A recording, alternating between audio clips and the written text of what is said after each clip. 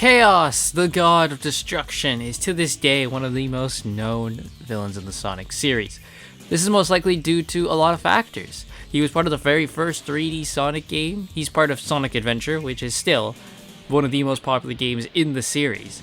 He has a very cool design, and the lore surrounding his character is very intriguing. And with the revelation of the ancients from Sonic Frontiers, and their connection to them, he's been brought back into the spotlight a bit. But for all his popularity, no one can really say much about Chaos as a character.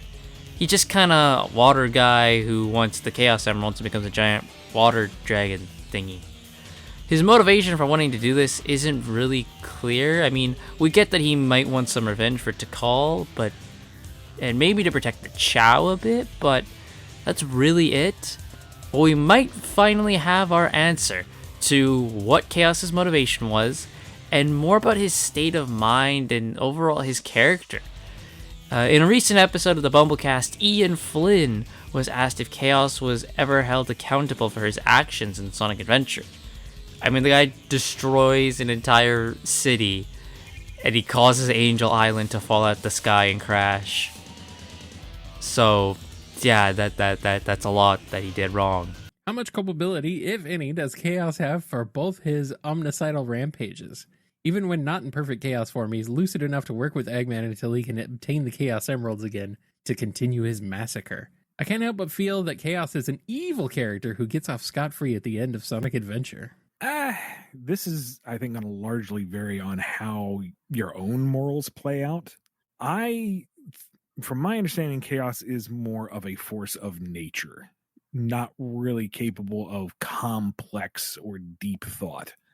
So it was perfectly fine just chilling out with the Chao until Pachacamac did his thing. And the reaction wasn't I must defend my children against this opposing nation and their horrible desires. It was bad thing hurt my friend, kill bad thing.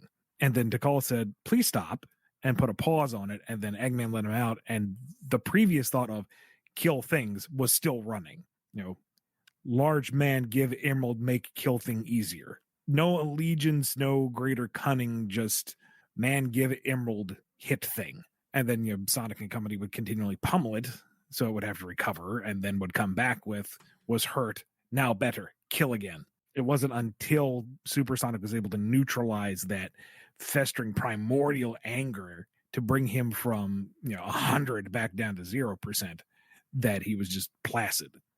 So I don't think, to me, evil would be Chaos knew the pain and suffering and destruction it was causing, and either not caring that innocence got in the way or relishing that innocence got in the way. And I don't think it's capable of that level of thought. I think it was just, boiling mad, to use the watery pun, and Tikal just managed to pause that. It was never resolved. It's just, in a perpetual state of grr, and then he was let out, and that grr continued.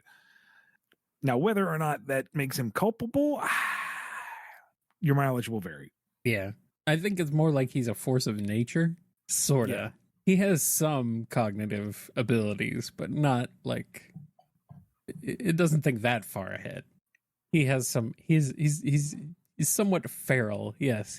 Now, this is very intriguing to me, how Chaos has a very primal way of thinking. Like, he's a very base, like, he just has that lingering thought to protect his friends.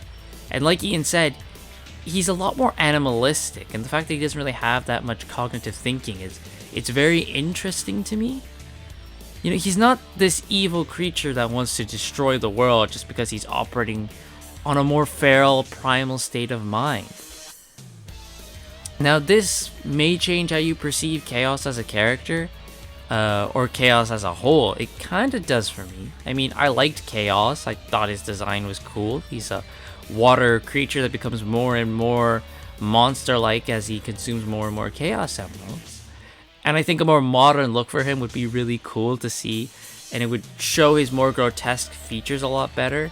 I mean, you can kind of see like his brain is just kind of floating there, and some muscles are there as well. It's kind of disgusting, and that's pretty gross. But I feel like if we were to get a more modern version of Chaos like that, it would be really cool to see, kind of like how they did the Bile Lizard in Shadow Generations, how you can see like the gills on its side are a bit more creepy looking, like they kind of are a bit more unnerving. So if we were to get a more updated version of Chaos like that, I think that would be really cool.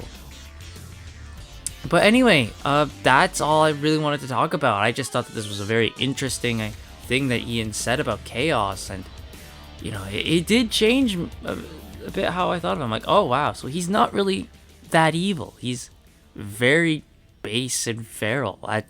That's a very interesting way to see that that's how Chaos is perceived. So, what do you all think of this? Let me know in the comments down below. Do you like this new revelation about Chaos? Does it change how you think about him? Let me know in the comments, and I will see you guys all next time.